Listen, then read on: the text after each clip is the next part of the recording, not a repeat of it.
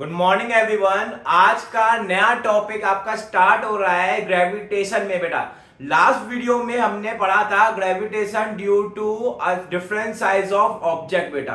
तो बेटा इस वीडियो में हम 11 टॉपिक्स कवर करेंगे बेटा, जिसमें से पहला टॉपिक है Kepler's law of planetary motion. पहला टॉपिक क्या है बेटा? Kepler's law of planetary motion. ठीक है।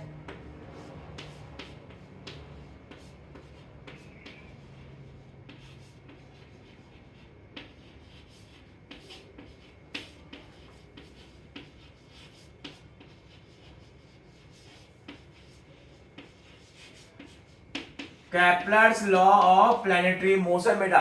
केपलर ने बेटा, जोनस केपलर पूरा नाम था बेटा इन साइंटिस्ट का, जोनस केपलर। जोनस केपलर ने बेटा प्लैनेट की मोशन को डिस्क्राइब करने के लिए 3 नियम दिए थे बेटा, जिसमें से पहला नियम क्या था बेटा? पहला नियम, first,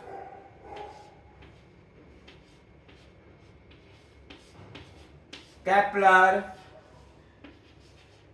first law of planetary motion.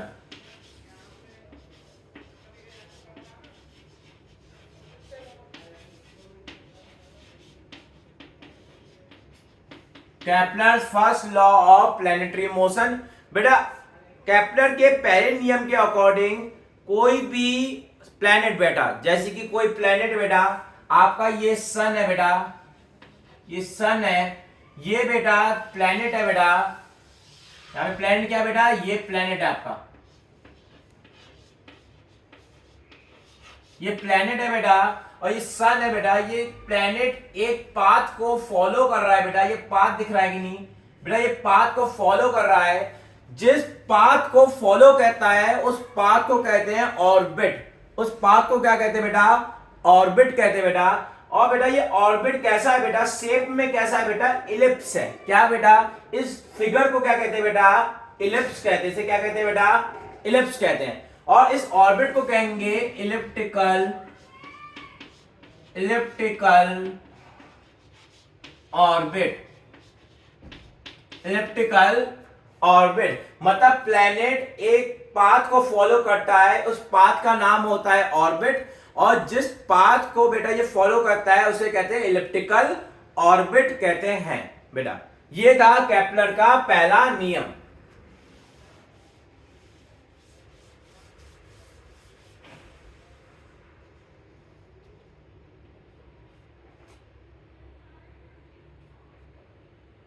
अब केपलर का बेटा सेकंड नियम क्या कहता है बेटा?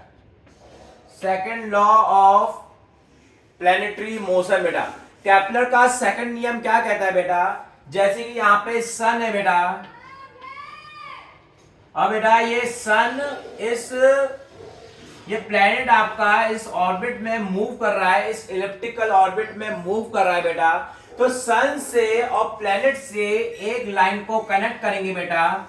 इस लाइन को कनेक्ट करने के बाद ये प्लैनेट यहां से मूव करके बेटा यहां पे आ गया, यहां से मूव करके यहां पे आ गया, तो ये लाइन क्या बनाएगा बेटा? ये इतना एंगल, थीटा एंगल बना देगा बेटा। और बेटा यही सेम प्लैनेट बेटा अगर यहां पे आ जाएगा और यहां से मूव करके बेटा यहां पे आ जाएगा, तो बेटा ये एरिया कवर कर रहा है। क्या कवर कर रहा है? एरिया कवर कर रहा है। ये शेडेड पोर्शन क्या है बेटा? ये शेडेड पोर्शन है एरिया A1, एरिया A1। और बेटा ये शेडेड पोर्शन क्या है बेटा? ये शेडेड पोर्शन क्या है? एरिया A2, एरिया A2 बेटा। आपका बेटा ये planet equal interval of time में, इक्वल इंटरवल ऑफ टाइम में इस पोजीशन नंबर 1 से पोजीशन नंबर 2 पे आ गया बेटा। इक्वल इंटरवल ऑफ टाइम में इस पोजीशन से इस पोजीशन पे आ गया, पोजीशन नंबर 1 से पोजीशन नंबर 2। और बेटा यही प्लैनेट आपका पोजीशन नंबर 3 से पोजीशन नंबर 4 में आ गया बेटा। तो इक्वल इंटरवल ऑफ टाइम में ये इक्वल एरिया कवर करते हैं। मतलब A1 किसके बराबर हो जाएगा बेटा? A1 बराबर होगा A2 के। समझ में आया? ठीक है। अब बेटा इसमें एक और पॉइंट है बेटा, आपका जैसे कि कोई रस्सी है बेटा, रस्सी से एक मांस को लटका दिया गया और फिर रस्सी को गोल गोल घुमा रहे हैं बेटा, और उसको रस्सी को धीमे धीमे नीचे, ये गोल गोल घूम रहे हैं तो रस्सी को धीमे धीमे नीचे खींच रहे हैं बेटा। तो उसका जैसे कि ये ऑब्जेक्ट है, रस्सी से ऐसे घुमा रहे हैं, तो इसका धीमे धीमे ये रेडियस कम हो रहा है कि नहीं हो रहा है? जब ये रेडियस धीमे धीमे कम होगा बेटा, तो जो ऑब्जेक्ट जो घूम रहा है बेटा, उसकी स्पीड क्या होगी? बढ़ेगी। उसकी स्पीड क्या होगी बेटा? बढ़ेगी बेटा। मतलब अगर डिस्टेंस कम होता है, अगर ये आर की वैल्यू कम होती है इस पोजीशन से इस पोजीशन तक, तो इसका मतलब क्या होता है? स्पीड इंक्रीज करती है। मतलब अगर जहां पे डिस्टेंस कम होगा वहां पे स्पीड क्या होगी? ज्यादा होगी प्लेनेट की, और जहां पे डिस्टेंस ज्यादा होगा वहां पे स्पीड क्या होगी? कम होगी। जहां पे डिस्टेंस कम वहां पे स्पीड ज्यादा, जहां पे डिस्टेंस ज्यादा वहां पे स्पीड कम। ठीक है बेटा। तो इस पोजीशन में, पोजीशन नंबर 3 में अगर v3 की वैल्यू देखा जाए तो बेटा वो कम होगी v2 से, या आपकी v4 की वेलोसिटी कम होगी किससे? v1 से। क्योंकि यहां पे डिस्टेंस क्या है बेटा? आपका डिस्टेंस यहां पे कम है, यहां पे डिस्टेंस कम होने के कारण स्पीड ज्यादा है, और यहां पे डिस्टेंस ज्यादा है तो स्पीड कम है। समझ में आया?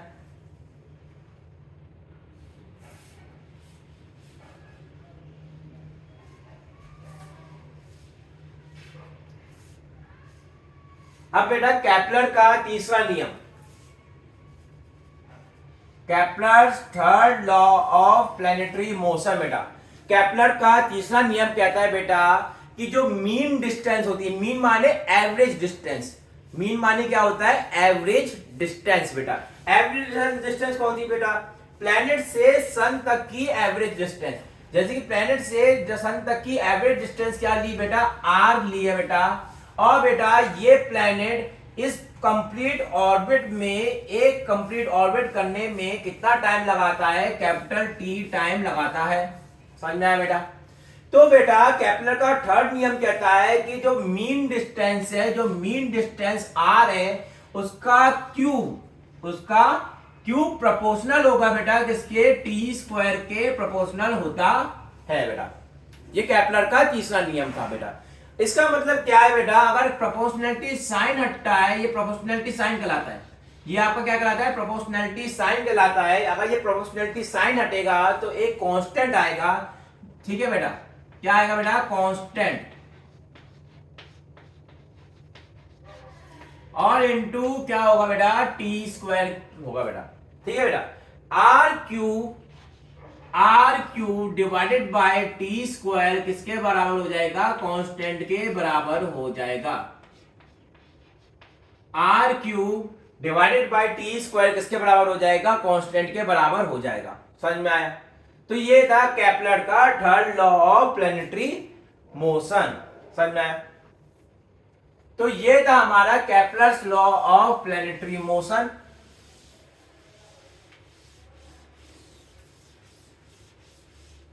ये था हमारा Kepler's law of planetary motion, पहला वाला।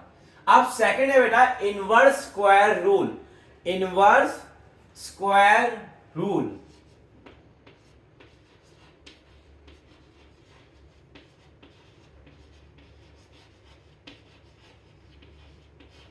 बेटा इनवर्स स्क्वायर रूल क्या कहता है?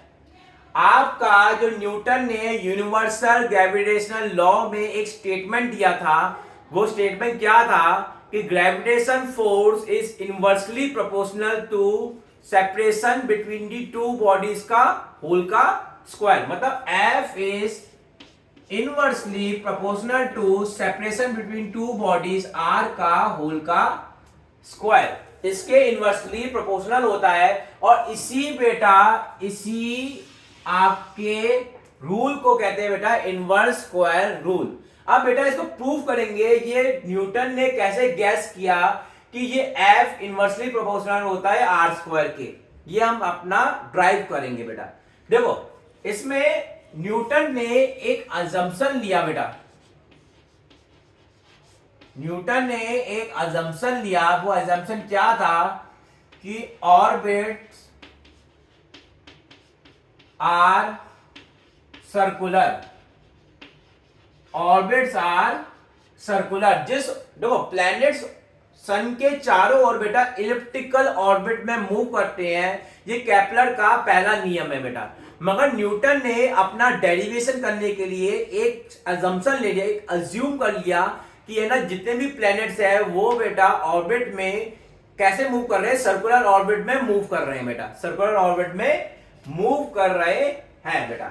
आपका कोई भी प्लैनेट है बेटा सर्कुलर ऑर्बिट में इस तरीके से मूव करेगा। ये प्लैनेट है आपका, ये आपका सन है। इनकी डिस्टेंस क्या है बेटा, आर डिस्टेंस है। कितनी स्पीड से मूव कर रहे हैं बेटा, v स्पीड से मूव कर रहे हैं। समझ में आ रहा है बेटा। अब बेटा जो फोर्स होता है यूनिवर्सल ग्रेविटेशनल फोर्स, जो आपका यूनिवर्सल ग्रेविटेशनल फोर्स होता है वो क्या होगा बेटा, आपका सेंट्रीपिटल फोर्स के बराबर होगा। सेंट्रीपिटल फोर्स माने क्या, अगर कोई बॉडी बेटा सर्कल में मूव कर रही है बेटा, अगर कोई बॉडी सर्कल में मूव कर रही है तो सेंटर की तरफ एक फोर्स लगता है जिसका नाम क्या होता है, सेंट्रीपिटल फोर्स होता है। क्या नाम होता है, सेंट्रीपिटल फोर्स होता है। सेंटर की तरफ जो फोर्स लगता है उसका नाम होता है सेंट्रीपिटल फोर्स। अब बेटा F किसके इक्वल हो जाएगा, सेंट्रीपिटल फोर्स होता है mv² bye are, mv² bye R के बराबर होता है बेटा। आपका V क्या है यहाँ पे, V यहाँ पे where m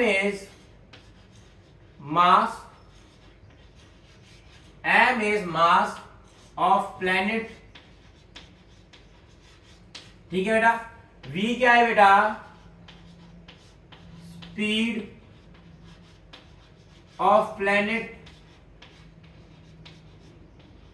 v क्या है बेटा, स्पीड ऑफ प्लैनेट। और r क्या है बेटा, यहां पे r है आपका radius of orbit. Radius of orbit या आप क्या कह सकते हो, separation between sun and earth या सन एंड प्लैनेट। समझ में आ रहा है बेटा। तो आपका सेंटीमीटर फोर्स होता है mv² बाय आर के बराबर होता है बेटा। आपका बेटा जो स्पीड होता है बेटा, स्पीड किसके बराबर है, v के बराबर है। स्पीड इक्वल टू क्या होता है बेटा, डिस्टेंस अपॉन टाइम। क्या होता है बेटा, speed equal to distance upon time, distance upon time. Distance कितना बेटा, ये एक सर्कुलर ऑर्बिट को कवर करने में कितना डिस्टेंस कवर करेंगे, एक कंप्लीट सर्कल कंप्लीट करने में कितना डिस्टेंस कवर होगा, 2 पाई आर का डिस्टेंस कवर होता है। क्योंकि आपका डिस्टेंस किसके बराबर होगा, सर्कमफ्रेंस के बराबर होता है, 2 पाई आर के बराबर होता है। ठीक है बेटा। 2 पाई आर और टाइम पीरियड क्या बेटा, capital T. v equal to 2 pi R divided by capital T. हमको इससे पता चला कि जो v है बेटा वो प्रोपोर्शनल है किसके, r बाय टी के प्रोपोर्शनल है बेटा। ठीक है।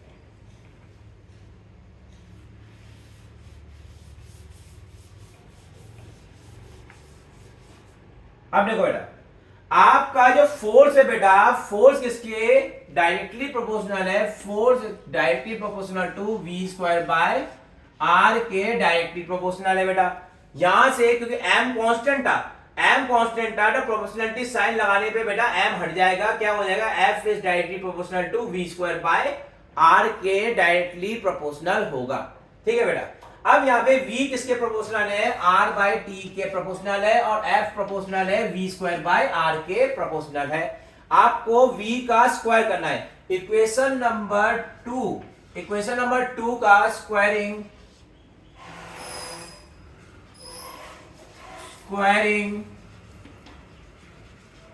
इक्वेशन नंबर 2 बेटा। तो क्या हो जाएगा, ये v² is directly proportional to r² by t² होगा बेटा। समझ में आ रहा है। अब मैंने इसमें r का मल्टीप्लाई और r का डिवाइड कर दिया बेटा। तो r का मल्टीप्लाई और r का डिवाइड कर दिया तो बेटा v² किसके प्रोपोर्शनल हो गया, v² is directly proportional to r³ by t² into 1 by r। और बेटा केपलर का तीसरा नियम क्या कहता है, Kepler third law of motion कहता है बेटा कि R cube by T square किसके बराबर होता है बेटा, कांस्टेंट के बराबर होता है। हाँ, तो R cube by T square किसके बराबर होता है, कांस्टेंट के बराबर होता है। तो V square is inversely proportional to R. V square is inversely proportional to R बेटा, समझ में आया।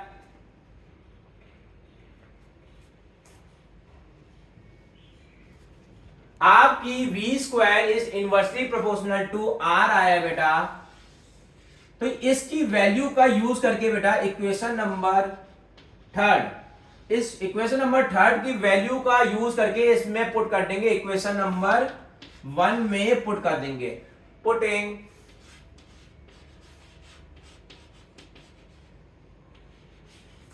Value of equation third in equation first. Equation third की वैल्यू हम इक्वेशन नंबर 1 में पुट करेंगे।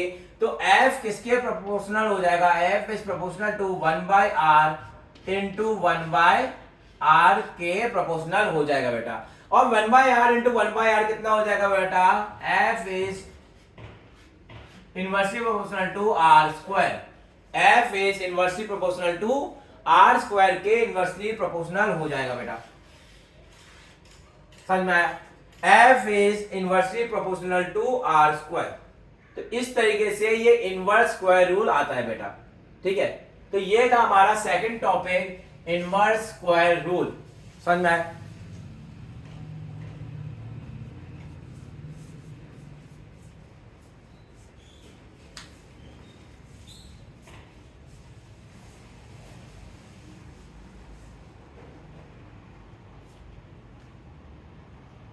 अब अगला टॉपिक है बेटा third, Newton third law of motion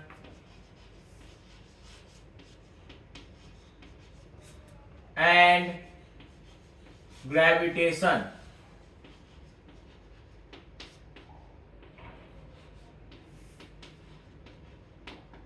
बेटा Newton's third law of motion और ग्रेविटेशन में क्या रिलेशन होता है बेटा, वो बताया जाएगा बेटा। जैसे कि बेटा ये आपका क्या है बेटा, एक अर्थ है बेटा, क्या है, अर्थ। और ये बेटा दूसरा मास m है बेटा, इसका मास क्या है, कैपिटल M, ठीक है। इनके बीच में सेपरेशन, सेंटर से सेंटर तक का सेपरेशन कितना है, r है बेटा। सेंटर से सेंटर का डिस्टेंस क्या है बेटा, r है बेटा। तो अर्थ बेटा इस मास को अपने तरफ अट्रैक्ट करेगी। अट्रैक्ट माने क्या होता है, पुल होता है कि पुश होता है। तो हमको अट्रैक्ट करना है, तो बेटा इसको अपने तरफ अट्रैक्ट करना है। तो बेटा फोर्स कैसा लगेगा, F फोर्स लगेगा, है ना। और बेटा ये क्या है बेटा, F फोर्स क्या है बेटा, एक्शन है। क्या है बेटा, एक्शन है। एक्शन का क्या होता है बेटा, रिएक्शन होता है। रिएक्शन कहां पे लगेगा, धरती के सेंटर पे इसका रिएक्शन लगेगा F, ठीक है। तो ये बेटा एक्शन था, ये क्या है बेटा, रिएक्शन है। ये क्या है बेटा, रिएक्शन है बेटा। आपका देखो, आपका ये एक्शन रिएक्शन के पेयर को बेटा किसमें पढ़ते हैं बेटा, न्यूटन के तीसरे नियम में पढ़ते हैं। Newton third law of motion और ग्रेविटेशन में कैसे रिलेशन स्टैब्लिश हुआ वो आपको समझ में आया होगा बेटा, ठीक है। अब बेटा आपका क्योंकि अर्थ का मास m बहुत बहुत ज्यादा होता है स्मॉल m मास से बेटा, तो बेटा अर्थ का मास ज्यादा होने के कारण उसका इनर्शिया भी क्या होगा, ज्यादा होगा। क्योंकि ये फोर्स बेटा इक्वल इन मैग्नीट्यूड है, ये दोनों फोर्स इक्वल इन मैग्नीट्यूड है बट अपोजिट इन डायरेक्शन है। मगर क्योंकि ये फोर्स वैल्यू, इसकी फोर्स की कुछ वैल्यू आएगी बेटा, मगर ये फोर्स की वैल्यू इतनी सफिशिएंट नहीं होगी कि अर्थ को अपनी जगह से हिला पाए।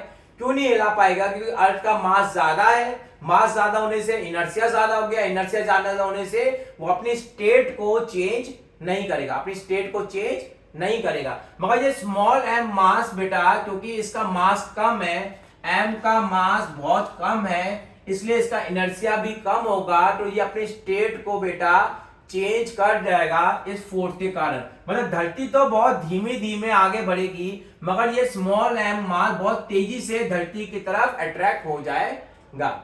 मतलब इसमें फोर्स का इफेक्ट ज्यादा होगा, इस फोर्स का इफेक्ट इस धरती पे बेटा क्या होगा, कम होगा। समझ में आया बेटा? तो ये था बेटा Newton's third law of motion and gravitation, दोनों में क्या रिलेशन है Newton third law of motion और ग्रेविटेशन में बेटा। ठीक है,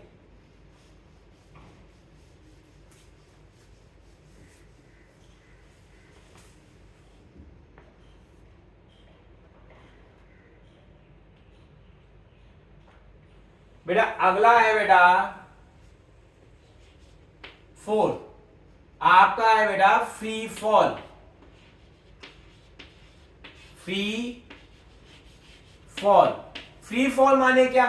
फ्री फॉल माने कोई भी ऑब्जेक्ट किसी हाइट से अगर गिराया जाए, किसी हाइट से अगर कोई ऑब्जेक्ट गिराया जाए तो उसमें केवल और केवल एक सिंगल फोर्स लगना चाहिए, जिसका नाम क्या होता है, ग्रेविटेशनल फोर्स। जिसका नाम क्या है, ग्रेविटेशनल फोर्स है बेटा। इसके अलावा कोई और फोर्स नहीं लगना चाहिए, इसके अलावा कोई और फोर्स नहीं लगना चाहिए। जैसे कि बेटा ये आपका रुमाल है बेटा, इसको मैं ऊपर से नीचे गिराऊंगा बेटा, क्या ये फ्री फॉल कराएगा? अगर मैंने ऊपर से नीचे इसको गिराया तो बेटा ये नीचे गिरा, मगर आसपास क्या है बेटा, एयर है। एयर होने के कारण क्या होगा बेटा, एयर रेजिस्टेंस होगा, एयर अपनी फोर्स इसके ऊपर लगा रही होगी बेटा। तो ग्रेविटी के अलावा एक और फोर्स लग रहा होगा, क्या लग रहा होगा, एयर रेजिस्टेंस लग रहा होगा बेटा। तो एयर रेजिस्टेंस लगने के कारण बेटा ये बॉडी आपका ऊपर से नीचे तो आ रही है, मगर ये फ्री फॉल नहीं कहलाएगी बेटा। फ्री फॉल लगने की सिंगल कंडीशन क्या है बेटा, कोई भी ऑब्जेक्ट हाइट से गिराया जाए उसमें सिंगल फोर्स ही लगना चाहिए, उसके अलावा कोई और फोर्स नहीं लगना चाहिए बेटा। इसलिए हमने इस ऑब्जेक्ट को, जैसे कि रुमाल है बेटा, तो उसको हमने वैक्यूम चेंबर में जाके हमने गिराया, तो उसमें क्या होगा, सिंगल फोर्स लग रहा होगा, क्या, ग्रेविटेशनल फोर्स F लग रहा होगा बेटा। ग्रेविटेशनल फोर्स F लग रहा होगा, जो किसके बराबर होगा बेटा, W के बराबर होगा। W के बराबर होगा। W क्या होगा बेटा, W equal to M into g, M into g के बराबर होगा W। समझ में आ रहा है बेटा? अच्छा, जो वेट के बराबर कितना है बेटा, M इंटू जी। अब बेटा जहां से देखा जाए, अगर सिग्मा एफ वाई की वैल्यू निकालेंगे बेटा, सिग्मा एफ वाई मतलब वर्टिकल डायरेक्शन में ये होती है बेटा, वर्टिकल डायरेक्शन। और वर्टिकल डायरेक्शन में सारे फोर्स का सम किसके बराबर होता है, mass into acceleration in Y direction, acceleration in Y direction के बराबर होता है बेटा। अब बेटा एनजी डाउनवर्ड लग रहा है, हमको बताए वेक्टर, अगर कैसे फोर्स कैसी क्वांटिटी होती है, वेक्टर क्वांटिटी होती है। अगर वेक्टर ऊपर पॉइंट करते हैं तो कैसे होते हैं, पॉजिटिव होते हैं, नीचे पॉइंट करते हैं तो कैसे होते हैं, नेगेटिव होते हैं। इधर पॉइंट करेंगे तो कैसे होंगे, पॉजिटिव, इधर पॉइंट करेंगे तो कैसे होंगे, नेगेटिव। ठीक है, अब बेटा वेक्टर डाउनवर्ड पॉइंट कर रहे हैं तो mg कैसा होगा, नेगेटिव होगा। कितना होगा, माइनस का m इंटू जी, माइनस का m इंटू जी। इसके अलावा इसके ऊपर और कोई फोर्स नहीं लग रहा, तो सिग्मा एफ वाई किसके बराबर होगा, m इंटू ए वाई के बराबर होगा, m इंटू ए वाई के बराबर होगा। m से m कैंसिल हो जाएगा, ए वाई कितना हो जाएगा बेटा, ए वाई इक्वल टू माइनस जी के बराबर हो जाएगा। समझ में आया? अब देखो माइनस जी के बराबर हुआ, एक्सीलरेशन माइनस जी के बराबर हो गया। अब बेटा एक्सीलरेशन मास पे m पे डिपेंड नहीं कर रहा है, m पे डिपेंड नहीं कर रहा है। इसका मतलब क्या है, अगर कोई ऑब्जेक्ट को वैक्यूम चेंबर में, एक जगह ट्रक है, एक जगह क्या है बेटा, ट्रक, एक जगह चौक है बेटा, दोनों को गिराएंगे बेटा तो दोनों सेम एक्सीलरेशन से नीचे आएंगे बेटा, और सेम टाइम पे जमीन को हिट करेंगे, सेम टाइम पे जमीन को, फ्लोर को बेटा हिट करेंगे बेटा, क्योंकि एक्सीलरेशन बेटा मास पे डिपेंड नहीं होता फ्री फॉल के केस में। फ्री फॉल के केस में मास पे डिपेंड नहीं होता है बेटा। समझ में आ रहा है? ठीक है, तो बेटा हमारा एक्सीलरेशन कितना हो गया, माइनस जी के बराबर हो गया। क्या इसमें किसी को दिक्कत? अब बेटा देखो, ये तो बेटा था हमारा आइडियल कंडीशन की एयर नहीं है, वैक्यूम चेंबर है, एयर नहीं है। और वो बेटा उसमें सिंगल फोर्स लगेगा क्या, ग्रेविटेशन फोर्स के बराबर लगेगा। मगर अब हमको देखना है बेटा, अगर नॉर्मल कंडीशन में ट्रक और चौक को नीचे गिराया जाए, ट्रक और चौक को नीचे गिराया जाए तो कौन पहले नीचे आएगा, ये हमको पता करना है बेटा। तो हमको पता है नॉर्मल कंडीशन में जैसे कि कोई ऑब्जेक्ट है उसको नीचे गिराया जाए तो ऊपर लगेगा बेटा क्या, air resistance F, air resistance, air resistance F ऊपर लगेगा बेटा, और नीचे क्या लगेगा, वेट W, वेट W, जिसकी वैल्यू किसके बराबर होगी, m इंटू जी के बराबर होगी, m इंटू जी के बराबर होगी। और बेटा मोशन की डायरेक्शन क्या है बेटा, ये मोशन की डायरेक्शन है, नीचे जा रहा है ऑब्जेक्ट, ठीक है बेटा।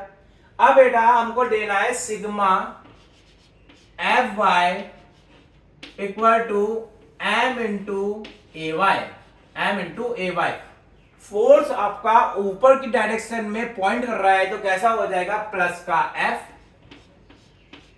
माइनस का एम जी, माइनस का M G equal to M into A Y के बराबर हो जाएगा। अब बेटा एम से हमने डिवाइड कर दिया तो एफ बाय एम माइनस का जी इक्वल टू ए वाई के बराबर हो जाएगा। अब देखा जाए तो एक्सप्रेशन मास पे डिपेंड कर रहा है। अगर मास पे डिपेंड कर रहा है, अगर मास की वैल्यू होगी ज्यादा, अगर m की वैल्यू होगी ज्यादा तो ये पूरे फ्रैक्शन की वैल्यू क्या होगी, कम होगी। इस पूरे फ्रैक्शन की वैल्यू क्या होगी, कम होगी। मास की वैल्यू ज्यादा तो पूरे फ्रैक्शन की वैल्यू कम। अगर वैल्यू कम होगी तो माइनस जी से बहुत कम वैल्यू माइनस होगी, तो ये पूरी वैल्यू क्या आएगी, ये पूरी वैल्यू आएगी ज्यादा। ये पूरी वैल्यू क्या आएगी बेटा, ज्यादा आएगी। मतलब ए वाई की वैल्यू क्या होगी, ज्यादा होगी। अब जैसे ट्रक है और चौक है बेटा, ट्रक का मास होता है ज्यादा तो एफ बाई एम की वैल्यू क्या आएगी, कम आएगी, और ए वाई की वैल्यू क्या आएगी, ज्यादा आएगी। मतलब ज्यादा तेज एक्सीलरेशन से ट्रक नीचे आएगा। और चौक का मास है कम तो एफ बाई एम की वैल्यू क्या होगी, ज्यादा होगी, और ए वाई की वैल्यू क्या होगी, कम होगी बेटा। ए वाई की वैल्यू कम होगी क्योंकि ए वाई की वैल्यू एफ बाई एम पे डिपेंड कर रही है, ठीक है बेटा। तो ए वाई की वैल्यू कम तो बेटा एक्सीलरेशन कम है, इसलिए चौक धीमी धीमी नीचे आएगा और ट्रक ज्यादा तेजी से नीचे आ जाएगा नॉर्मल कंडीशन में, जब वहां पे एयर रेजिस्टेंस कंसीडर करा हो, ठीक है बेटा। तो ये था बेटा फ्री फॉल।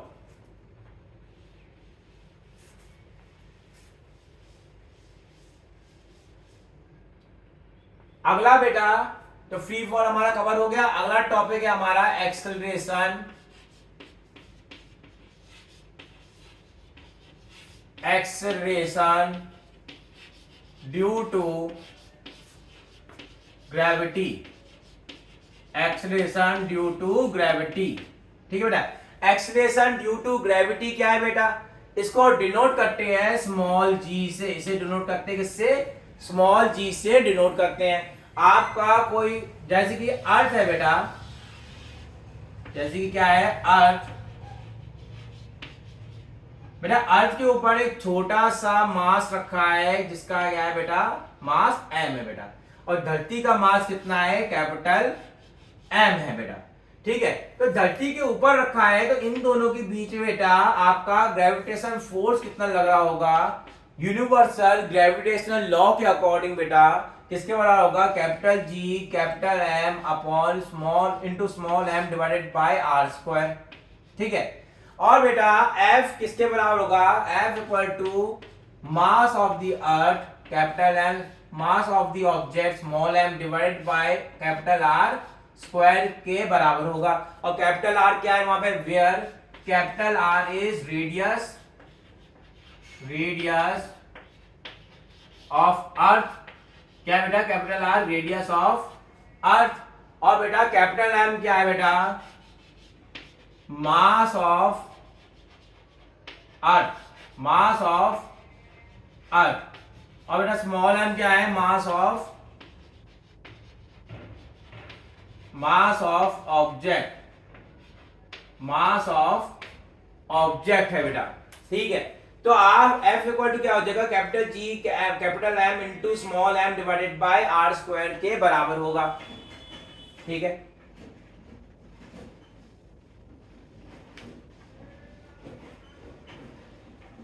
देखो आपका एफ बराबर है बेटा capital G capital M up into small M divided by R square के बराबर है बेटा। और एफ होता है बेटा न्यूटन सेकंड लॉ के according F equal to M A, F equal to M A. ठीक है बेटा, तो ए की वैल्यू कितनी हो जाएगी, ए इक्वल टू हो जाएगा एफ बाई एम के बराबर हो जाएगा, एफ बाई एम के बराबर हो जाएगा। और यहां पे एफ डिवाइडेड बाय एम करेंगे तो कितनी वैल्यू आएगी, g capital M upon are square आएगी बेटा, g capital M upon are square आएगी। और बेटा ए क्या है, एक्सेलरेशन, मगर यहाँ पे धरती के केस में एक्सेलरेशन ड्यू टू ग्रेविटी होगा, एक्सेलरेशन ड्यू टू ग्रेविटी होगा small G, G equal to capital G capital M upon are square, capital G capital M upon capital R square के बराबर होगा बेटा। आपका कैपिटल जी की value होती है 6.67 इंटू 10 की पावर -11, ठीक है बेटा। और कैपिटल एम की वैल्यू क्या होती है बेटा, 6 इंटू 10 की पावर 24, 6 इंटू 10 की पावर 24 डिवाइडेड बाय बेटा रेडियस ऑफ द अर्थ कितनी होती है, 6400 किलोमीटर, 6400 किलोमीटर। और किलोमीटर को मीटर में चेंज करेंगे तो कितना हो जाएगा, इंटू 10 की पावर 3 से और मल्टीप्लाई कर देंगे बेटा इसका होल का स्क्वायर। पूरी वैल्यू कैलकुलेट करने पे हमारी जी की वैल्यू कितनी आती है बेटा, लगभग हमारी 9.8 मीटर पर सेकंड स्क्वायर आपकी वैल्यू आएगी।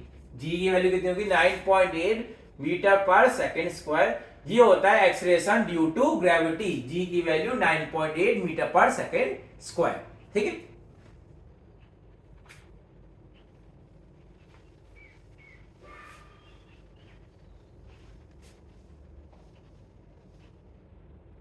अगला क्या है, ये था एक्सेलरेशन ड्यू टू ग्रेविटी। अगला है बेटा variation, variation of acceleration due to gravity, variation of acceleration due to gravity बेटा। तो आपकी कोई जैसे कि या आपकी अर्थ है बेटा, अगर ध्यान से देखा जाए तो आपकी अर्थ क्या गोल होती है बेटा, गोल नहीं होती अर्थ। कैसी होती है आपकी अर्थ, कैसी होती है, ऊपर से और नीचे से थोड़ी पिचकी सी होती है बेटा। तो कैसी अर्थ है बेटा, ओवल शेप की है। कैसी शेप की है बेटा, ओवल शेप की है बेटा। और यहां से लेके यहां तक की डिस्टेंस कितनी है, R2 है। यहां से लेके यहां तक की डिस्टेंस क्या है, R1 है। अब बेटा ध्यान से देखना, आपकी R1 डिस्टेंस और R2 डिस्टेंस बेटा इनमें क्या रिलेशन होगा, R2 डिस्टेंस जो इक्वेटर, ये बेटा लाइन क्या कहलाती है, इक्वेटर, इक्वेटर। और बेटा ये लाइन क्या कहलाएगी, पोल, पोल की लाइन। यहां पे क्या है आपका पोल, नॉर्थ पोल और साउथ पोल, यहां पे क्या है पोल। ठीक है बेटा। अब बेटा जो आपकी इक्वेटर की लाइन है, जो वहां पे जो रेडियस है बेटा R2, वो क्या होगी बेटा, ज्यादा होगी, किससे, R1 से ज्यादा होगी। और बेटा हमको पता है G की वैल्यू किसके बराबर होती है, capital G capital M upon R square के बराबर होती है। तो G is inversely proportional to 1 by R square के इनवर्सली प्रोपोर्शनल है। अब बेटा R की वैल्यू ज्यादा तो G की वैल्यू कम, R की वैल्यू ज्यादा तो G की वैल्यू कम, क्योंकि R की वैल्यू यहाँ पे ज्यादा करेंगे तो G की वैल्यू क्या आएगी, कम आएगी बेटा। समझ में आ रहा है, यहाँ पे R2 ज्यादा है R1 से बेटा, तो इसका मतलब G2 आपका कम होगा G1 से। समझ में आ रहा है। तो बेटा G की वैल्यू पोल पे बेटा G1 की वैल्यू कितनी होती है, 10 मीटर पर सेकेंड स्क्वायर, 10 मीटर पर सेकेंड स्क्वायर। और G2 की वैल्यू कितनी होती है बेटा, G2 इक्वल टू होता है आपका 9.8 मीटर पर सेकेंड स्क्वायर, 9.8 मीटर पर सेकेंड स्क्वायर होती है बेटा। इक्वेटर पे कितनी, 9.8 मीटर पर सेकेंड स्क्वायर। और पोल पे मैक्सिमम होती है, कितनी होती है, 10 मीटर पर सेकेंड स्क्वायर। इसी तरीके से धरती के हर सरफेस पे किसी भी पॉइंट पे चले जाए, वहां पे आपकी ग्रेविटेशनल एक्सेलरेशन की वैल्यू अलग अलग आएगी। ठीक है बेटा। तो ये था variation of acceleration due to gravity, जब कब, जब हम सरफेस में मूव कर रहे हो, जब हम सरफेस पे मूव कर रहे हो। ठीक है बेटा।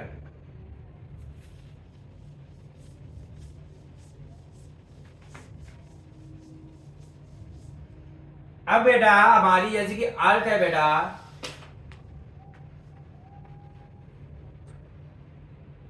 हमारी बेटा अर्थ है, अर्थ के बेटा सरफेस के नीचे जा रहे हैं या सरफेस के ऊपर जा रहे हैं बेटा, सरफेस के नीचे या सरफेस के ऊपर, जब ग्रेविटेशन एक्सलेरेशन में क्या चेंजेस आते हैं वो पता करना है बेटा। अगर हम सरफेस के ऊपर जाते हैं, अगर सरफेस के हम ऊपर जा रहे हैं तो जी की वैल्यू बेटा कितनी होती है, capital G capital M upon small R square के बराबर होती है। जैसे यहाँ पे प्लेनेट है, यहाँ पे कोई ऑब्जेक्ट है बेटा, ये आपका ऑब्जेक्ट सेंटर से बेटा कितनी डिस्टेंस पे है, आर डिस्टेंस पे है। तो बेटा अगर आर की वैल्यू बढ़ेगी, क्योंकि g is inversely proportional to 1/r², अगर आर की वैल्यू बेटा बढ़ेगी तो जी की वैल्यू क्या होगी बेटा, कम होगी, जी की वैल्यू कम होगी। मतलब धरती के सरफेस से ऊपर जाने में जी की वैल्यू क्या होती है, डिक्रीज करती है। क्या करती है बेटा, जी की वैल्यू डिक्रीज करती है। ठीक है बेटा, आपकी जी की वैल्यू बेटा डिक्रीज करती है। और बेटा धरती की सरफेस से नीचे जाने पे क्या होना चाहिए, हमको बताया जी का फॉर्मूला होता है capital G capital M upon are square होता है बेटा। तो मतलब रेडियस आर की वैल्यू अगर कम होगी तो जी की वैल्यू बढ़नी चाहिए, जी की वैल्यू बढ़नी चाहिए सरफेस के नीचे जाने पे, मगर ऐसा होता नहीं है बेटा। क्योंकि बेटा नीचे जाने में हमारी जी का फॉर्मूला चेंज हो जाता है। जी का फॉर्मूला क्या हो जाता है, g equal to capital G capital M upon are cube into small are. बेटा स्मॉल आर की वैल्यू ज्यादा तो जी की वैल्यू ज्यादा, मगर स्मॉल आर की वैल्यू बेटा सरफेस पे नीचे जाने में क्या होती है, कम होती है। नीचे जा रहे हैं सरफेस के, हम नीचे जा रहे हैं तो बेटा आर की वैल्यू क्या हो रही है, डिक्रीज हो रही है, आर की वैल्यू क्या हो रही है, डिक्रीज हो रही है। और जी इज डायरेक्टली प्रोपोर्शनल टू बेटा किसके हो रहा है, आर के हो रहा है। आर डिक्रीज होगा तो जी की वैल्यू भी डिक्रीज होगी, अगर आर डिक्रीज होगा तो जी की वैल्यू डिक्रीज होगी बेटा। अगर जी की वैल्यू डिक्रीज होगी तो बेटा सेंटर पे जाने के बाद जी की वैल्यू कितनी हो जाएगी, सेंटर पे जाने के बाद जी की वैल्यू जीरो हो जाती है, सेंटर पे जाने के बाद जी की वैल्यू जीरो हो जाती है बेटा।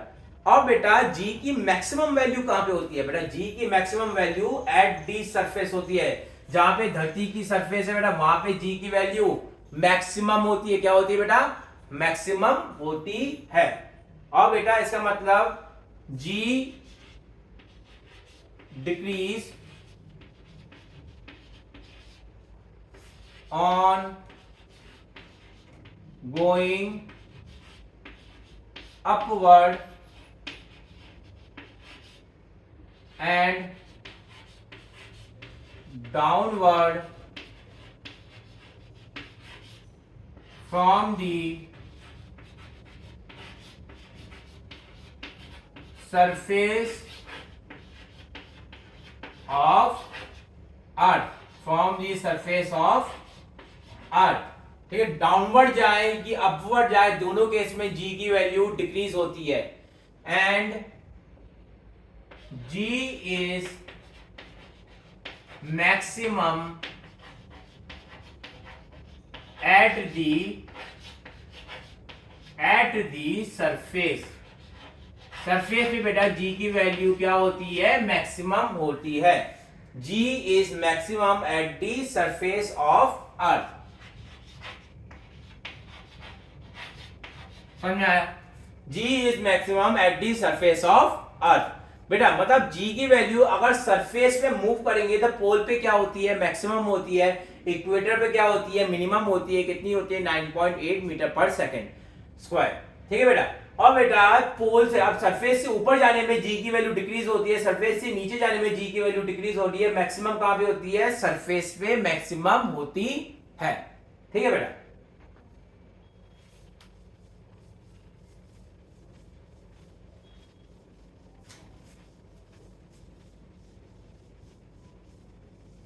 तो बेटा ये था variation of acceleration due to gravity. अगला है बेटा acceleration due to gravity does not depend on mass of the body. ठीक, अगला टॉपिक क्या है, एक्सेलरेशन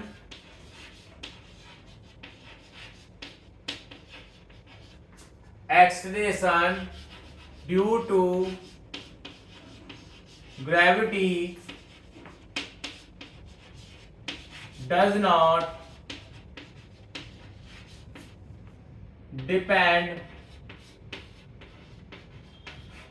on the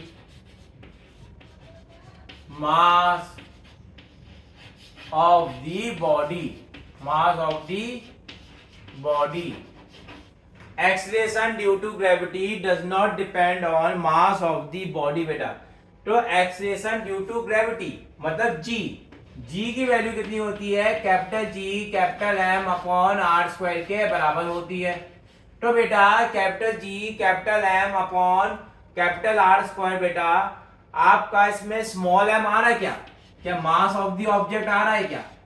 इसमें मास ऑफ द ऑब्जेक्ट नहीं आ रहा है बेटा, मास ऑफ द ऑब्जेक्ट नहीं आ रहा है, तो इसलिए जी की वैल्यू स्मॉल एम पे डिपेंड नहीं करती है बेटा, जी की वैल्यू स्मॉल एम पे डिपेंड नहीं करती है। इसका मतलब क्या है, आपका कोई भी ऑब्जेक्ट हो बेटा धरती पे, कोई भी ऑब्जेक्ट हो, अर्थ हो, आपकी कोई पहाड़ हो, पत्थर हो, कुछ भी हो, इंसान हो, कोई भी जानवर हो बेटा, हर किसी के ऊपर ग्रेविटी सेम लग रही होगी किसी पर्टिकुलर पॉइंट पे बेटा, जिसकी वैल्यू किसके बराबर होगी, g equal to capital M upon are square के बराबर होगी। क्या ये समझ में आया बेटा? ठीक है, ये था हमारा acceleration due to gravity does not depend on mass of the body 7। ठीक है बेटा, अगला है बेटा equation of motion for freely falling bodies. अगला क्या है बेटा, equation of motion for freely falling bodies। Freely falling bodies के लिए बेटा इक्वेशन ऑफ मोशन क्या होती है, हमने मोशन वाले चैप्टर में पढ़ा था बेटा कि 3 इक्वेशन यूज करी जाती है आपका किसी मोशन को डिस्क्राइब करने के लिए जिसका एक्सप्रेशन क्या हो, कांस्टेंट हो बेटा। तो वो इक्वेशन क्या थी बेटा, v equal to you plus A T, S equal to क्या बेटा U T plus half A T square. ठीक है, और v स्क्वायर इक्वल टू कितना, u square plus 2as, v square equal to u square plus 2as। ये 3 equation use करते हैं किसी मोशन को डिस्क्राइब करने के लिए, कब, जब एक्सेलरेशन कैसा हो, कांस्टेंट हो, एक्सेलरेशन कैसा हो, चेंज ना करे, कांस्टेंट रहे। ठीक है बेटा, तब ये 3 इक्वेशन यूज करते हैं बेटा। अब बेटा कोई ऑब्जेक्ट है जो सरफेस से बेटा कितने से फेंका गया, जैसे कि 10 मीटर पर सेकंड में फेंका गया बेटा, है ना, सरफेस से 10 मीटर पर सेकंड से ऊपर फेंका गया बेटा। तो सरफेस से ऊपर जाने में कितना टाइम लगेगा, यहाँ पे ऊपर गया होगा, फिर यहां से नीचे आया होगा, तो टॉप मोस्ट पॉइंट पे टाइम कितना लगा होगा वो पता करना है। तो हम कैसे पता करें इसे, हमको पता करना है तो हमको ये 3 इक्वेशन ऑफ मोशन का यूज करना है बेटा। तो तीनों इक्वेशन में से कौन सी इक्वेशन यूज करें ये हमको सेलेक्ट करनी है। तो पहले हमने देखा बेटा हमको 10 मीटर पर सेकंड इनिशियल वेलोसिटी दी गई है, कितनी दी गई है, इनिशियल वेलोसिटी u दी गई है। और बेटा एक्सेलरेशन किसके बराबर होता है, a इक्वल टू होता है माइनस जी के बराबर, a इक्वल टू कितना है बेटा, माइनस जी के बराबर है। समझ में आया बेटा? और बेटा हमको क्या s की वैल्यू दी गई है, क्या यहां से लेके यहां तक का डिस्प्लेसमेंट पता है, नहीं पता है, तो ये वाली इक्वेशन कैंसिल होगी, यहाँ पे s आ रहा था तो ये वाली इक्वेशन कैंसिल हो गई। और फिर बेटा हमने ये इक्वेशन देखी, इसमें भी क्या आ रहा है बेटा, इसमें भी s आ रहा है, तो ये इक्वेशन भी कैंसिल होगी, बची कौन सी equation, v equal to you plus A t. इस तरीके से हम इक्वेशन को सेलेक्ट करते हैं बेटा। तो हमारी इक्वेशन कौन सी हो गई, v equal to you plus A T. अब बेटा v की वैल्यू फाइनल पॉइंट पे आपका हाईएस्ट पॉइंट पे कितनी होगी, 0 होगी। हाईएस्ट पॉइंट पे वेलोसिटी कितनी है, 0 है। इनिशियल पॉइंट पे कितनी है, 10 मीटर पर सेकंड है। अगर वेक्टर बेटा, वेलोसिटी कैसी क्वांटिटी होती है, वेक्टर क्वांटिटी होती है। अगर वेलोसिटी जो कि वेक्टर है अगर ऊपर पॉइंट करती है तो कैसी होती है, पॉजिटिव होती है। नीचे पॉइंट करेंगे तो कैसी होती है, नेगेटिव होती है। तो ऊपर अगर पॉइंट कर रहा है तो पॉजिटिव और नीचे पॉइंट कर रहा है तो कैसी, नेगेटिव। अब बेटा v equal to you plus A T लगाना है, फाइनल वेलोसिटी 0 होनी है। ये आपका फाइनल पॉइंट है, सेकंड पॉइंट, ये आपका इनिशियल पॉइंट है, फर्स्ट। तो बेटा फाइनल पॉइंट पे वेलोसिटी क्या है बेटा, v इक्वल टू 0 और इनिशियल वेलोसिटी u की वैल्यू कितनी है 10 मीटर पर सेकंड, ठीक है। और a की वैल्यू कितनी है बेटा माइनस का 10 मीटर पर सेकंड स्क्वायर। माइनस का क्यों? क्योंकि acceleration due to gravity downward लग रहा है और एक्सीलरेशन कैसी क्वांटिटी होती है वेक्टर क्वांटिटी होती है। वेक्टर क्वांटिटी डाउनवर्ड कैसे लेते हैं बेटा पॉजिटिव, कैसे लेते हैं नेगेटिव लेते हैं बेटा, कैसे लेते हैं नेगेटिव लेते हैं। तो कितना हो जाएगा a इक्वल टू माइनस का 10 मीटर पर सेकंड स्क्वायर। तो बेटा 0 इक्वल टू कितना हो जाएगा 10 माइनस 10t, 10 माइनस 10t। तो t की वैल्यू कितनी होगी बेटा 1 सेकंड होगी। t की वैल्यू कितनी हो गई 1 सेकंड आ गई। तो 1 सेकंड में बेटा ये आपकी बॉल यहां से यहां तक पहुंच जाएगी, ठीक है बेटा। 1 सेकंड में आपकी बॉल पोजीशन नंबर 1 से पोजीशन नंबर 2 पे पहुंच जाएगी, ठीक है बेटा।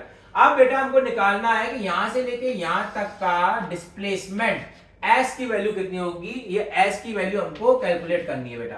तो ये कैसे कैलकुलेट करेंगे बेटा, देखो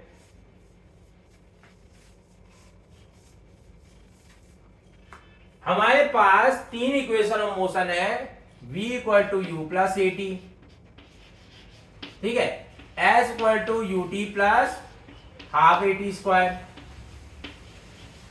ठीक है।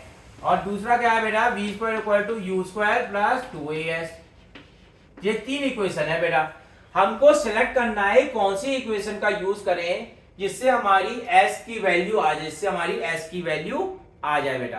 तो s की वैल्यू निकालने के लिए आपको ये देखना है किसमें s आ रहा है बेटा। तो हमारी इक्वेशन नंबर सेकंड पे s आ रहा है और इक्वेशन नंबर 3 में s आ रहा है और हमारी पहली इक्वेशन में s नहीं आ रहा, ये कैंसिल हो गई बेटा। तो भाई हमने देखा क्या हमारे पास टाइम की वैल्यू है, हमने अभी कैलकुलेट कर दी थी 1 सेकंड। क्या हमारे पास u की वैल्यू है, u की वैल्यू भी है। क्या हमारे पास v की वैल्यू है, v की वैल्यू भी है। इसका मतलब ये दोनों इक्वेशन का यूज करके हम अपना h की वैल्यू निकाल सकते हैं। तो हम पहले इक्वेशन नंबर सेकंड का यूज करेंगे बेटा, इक्वेशन नंबर सेकंड का यूज करेंगे। कैसे इससे वैल्यू निकालें बेटा। तो s बेटा यहां से लेके यहां तक जाने में s बेटा डिस्प्लेसमेंट आपका जो डिस्प्लेसमेंट होता है इनिशियल पॉइंट से फाइनल पॉइंट, तो इनिशियल पॉइंट से फाइनल पॉइंट हमारा वेक्टर कैसा हो गया, ऐसा हो गया। हमारा वेक्टर कैसा है नीचे से ऊपर इस तरीके से। और बेटा वेक्टर ऊपर पॉइंट कर रहे हैं तो कैसे होंगे पॉजिटिव होंगे, नीचे पॉइंट करते हैं तो कैसे होते हैं नेगेटिव होते हैं। तो ऊपर पॉइंट कर रहे हैं तो कितना हो जाएगा प्लस का s इक्वल टू बेटा u क्या है ऊपर, u क्या है बेटा इनिशियल वेलोसिटी ऊपर है कितना है 10 मीटर पर सेकंड है बेटा।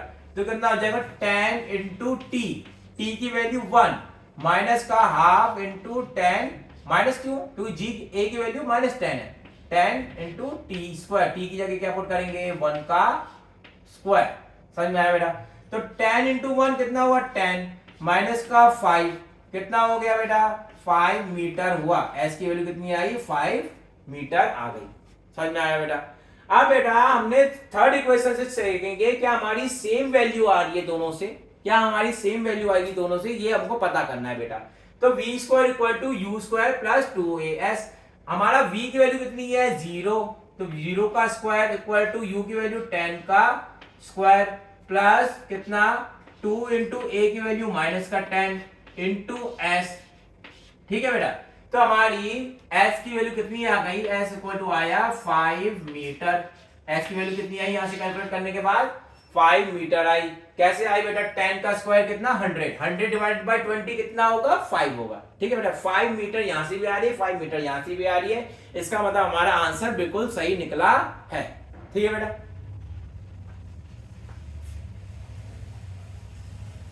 इस तरीके से इक्वेशन ऑफ मोशन का यूज करते हैं कोई भी वैल्यू कैलकुलेट करने के लिए।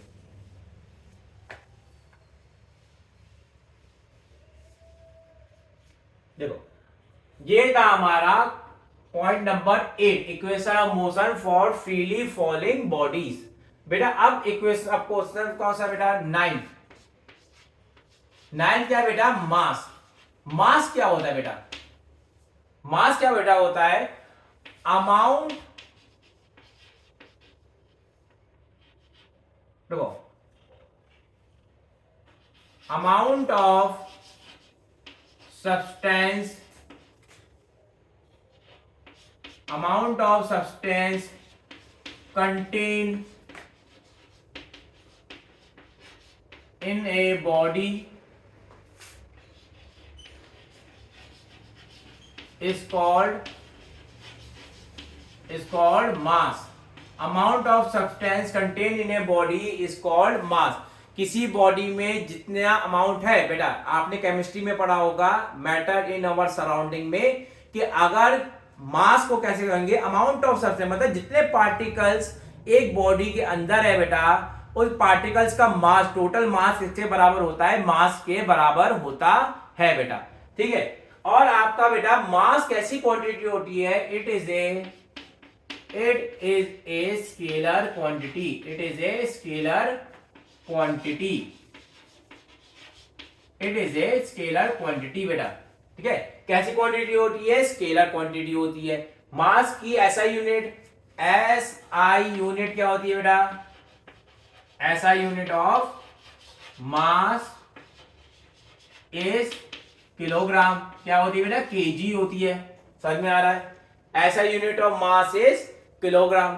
अब बेटा एक चीज और देखो बेटा, मास आपकी क्वांटिटी कैसी होती है बेटा, कांस्टेंट होती है, किसी ऑब्जेक्ट का मास चेंज नहीं होता है बेटा। अगर हम धरती पे देखें मास, तो आपका जैसे कि 70 केजी है, तो धरती पे भी 70 केजी होगा, मून पे चले जाओ तो भी 70 केजी होगा, आप वीनस में चले जाओ, जुपिटर पे चले जाओ, कहीं पे भी चले जाओ पूरी यूनिवर्स में, आपका मास चेंज नहीं होता है, मास की वैल्यू उतनी की उतनी ही रहती है। अगर 70 केजी है तो 70 केजी ही रहेगी। ठीक है, तो बेटा ये था मास।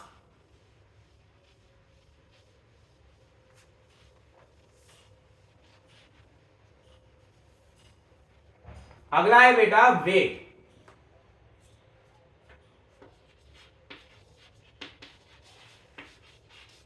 अगला क्या है बेटा, वेट। अच्छा, वेट बेटा किससे डिनोट होता है, डब्ल्यू से शो होता है। डब्ल्यू क्या होता है बेटा, एम इंटू जी होता है बेटा।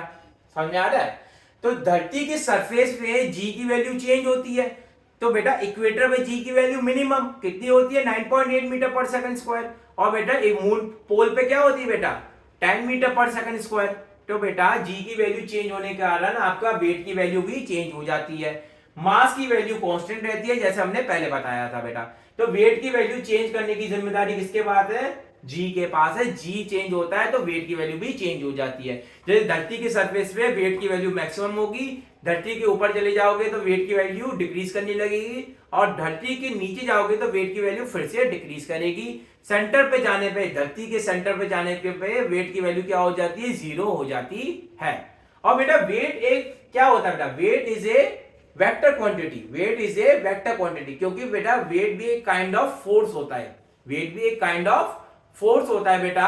तो आपका वेट भी कैसा होता है, वेक्टर क्वांटिटी होता है बेटा। समझ में आ रहा है बेटा, तो वेट का एक सिंगल फॉर्मूला है, W equal to M into g, M into g होता है बेटा। समझ में आया, ये था हमारा वेट। ठीक है, अगला है बेटा आपका वेट ऑफ एन ऑब्जेक्ट,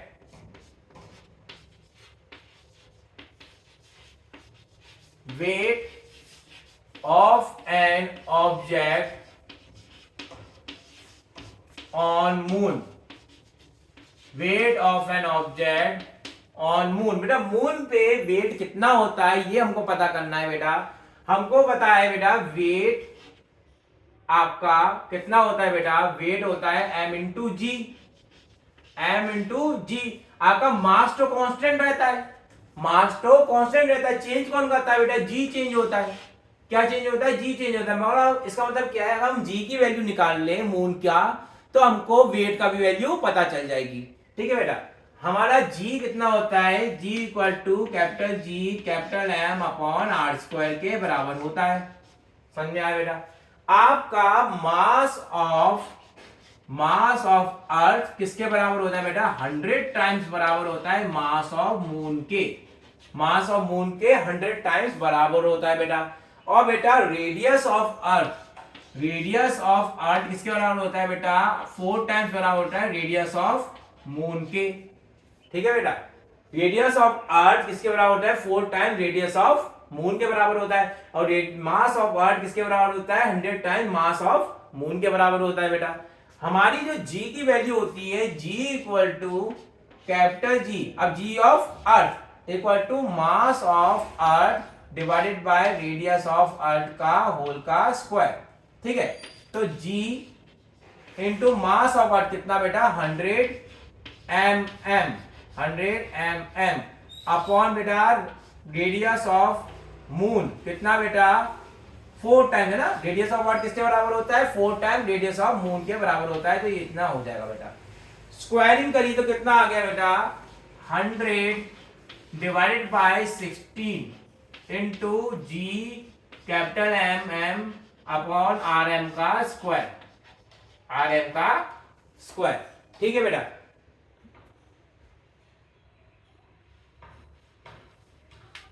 देखो रेडियस आपका ग्रेविटेशनल एक्सेलरेशन जीई किसके बराबर है बेटा 100 डिवाइडेड बाय 16 कितने बार जाएगा बेटा 4 4 जा 16 4 25 25 डिवाइडेड बाय 4 कितने आएगा 6 टाइम 6 4 जा 24 तो लगभग 6 आएगा बेटा, लगभग 6 आएगा g capital M M upon are M का स्क्वायर। ठीक है बेटा, capital G M M M M के साथ ना मास ऑफ द मून और ये रेडियस ऑफ द मून, तो बेटा ये किसका आएगा एक्सेलरेशन, ये एक्सेलरेशन आएगा एक्सेलरेशन ऑफ द मून आएगा बेटा। तो gravitation acceleration of earth equal to 6 time gravitation acceleration of moon. और बेटा ग्रेविटेशन एक्सेलरेशन ऑफ मून किसके बराबर हो गया बेटा g/6 के बराबर हो गया। ठीक है बेटा, दोनों साइड m का मल्टीप्लाई करेंगे तो कितना हो जाएगा m gm equal to m g divided by 6 बेटा। और एम जी किसके बराबर होता है वेट के बराबर होता है बेटा, तो हमारा weight on moon, weight on moon किसके बराबर हो जाएगा weight of earth divided by 6, weight of earth divided by 6। तो बेटा हमारा मास बेटा मून पे कितना होगा धरती पे जितना मास वेट होगा आपका उसके 1/6 के बराबर होगा, इसके कितने 1/6 के बराबर होगा। Mass of the object on moon equal to sorry weight of the object on the moon equal to weight of the earth, ठीक है, weight on the earth divided by 6। ठीक है बेटा, ये था बेटा टोटल आपके 11 टॉपिक 9 10 11। ठीक है बेटा, तो ये था पूरा ग्रेविटेशन का पहला पार्ट। अगला आपका टॉपिक स्टार्ट होगा थ्रस्ट। ठीक है बेटा, थैंक यू।